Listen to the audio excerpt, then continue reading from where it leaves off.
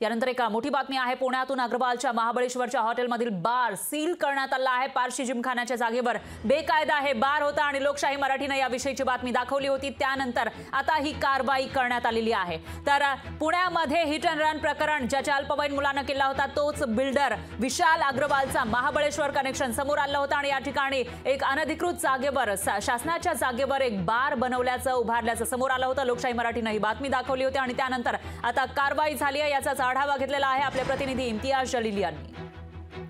Pune pores car अपघात प्रकरणी मुख्य आरोपी असणारे विशाल अग्रवाल आणि सुरेंद्र अग्रवाल यांचं महाबळेश्वर कनेक्शन आता उघड झालेलं आहे।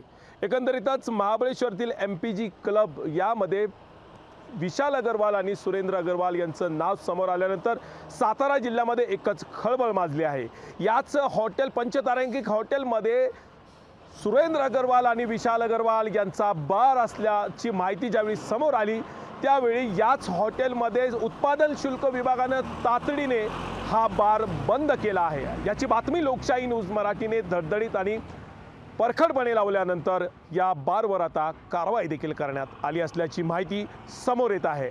त्यामुळे आता येत्या काळामध्ये नेमकी या हॉटेलवर काय कारवाई होणार हे देखील पाहणं उत्सुकतेचं ठरणार आहे। एकंदरीत या हॉटेलमधील असणारं येलो झोनमधील असणारं बांधकाम आणि MPG क्लबमधील असणारं मुख्य जे क्लब आहे, जे हॉटेलची इमारत आहे, त्या इमारतीच्या व्यतिरिक्त देखील अनधिकृत बांधकाम असल्याची माहिती समोर येते आहे। त्यामुळे हे हॉटेल व त्या अतिरिक्त असणारं अनधिकृत बांधकामावर देखील कारवाई होते का नाही हे देखील पाहणं आता उत्सुकतेचं ठरणार आहे। जिल्हाधिकारी नेमकं काय कारवाई करतायत, राज्य शासन नेमकी काय कारवाई करते याकडे देखील पूर्ण सातारा जिल्ह्यासह राज्याचं लक्ष लागून राहिलेलं आहे। कॅमेरामॅन जुबैर इम्तियाज मुजावर, लोकशाही मराठी, सातारा।